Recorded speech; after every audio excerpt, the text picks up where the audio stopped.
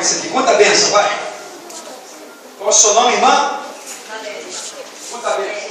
Estou muito feliz porque eu passei por uma situação muito difícil, sabe? Desde dezembro, eu estou indo no hospital praticamente quase todos os dias. Estava indo, né?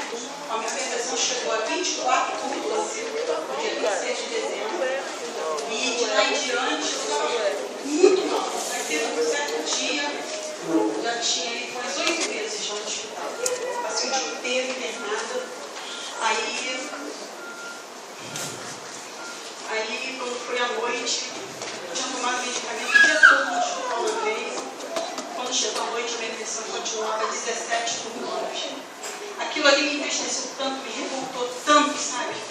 E meu esposo falou assim, vamos para o hospital. Eu falei, não, eu não aceito isso. Aí eu fui para minha varanda, falei, Satanás, você está repreendido. Eu não te aceito. Eu não te aceito.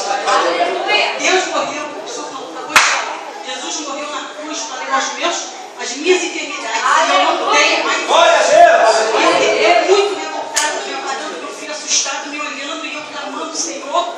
Aí meu esposo falou assim, vamos para o hospital. Eu falei, não, eu vou para a casa do Senhor. Ele é o médico dos médicos. Eu não aceito mais ir para dentro do hospital. Aí eu voltei, me arrumei, mas vou verificar a pressão.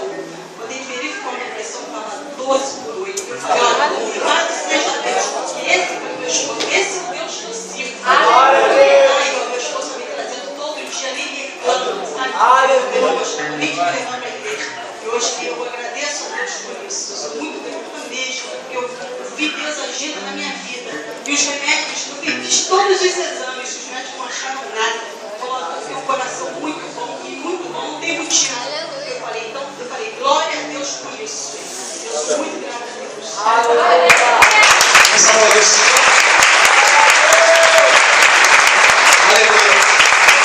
Quem te curou, irmão João Valéria? Quem te curou?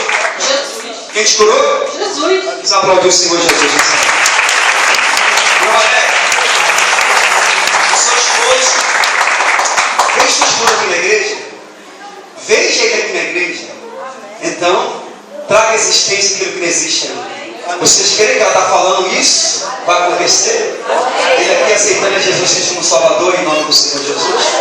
Amém? Vamos sobre o altar em nome do Senhor Jesus. Você crê em milagres?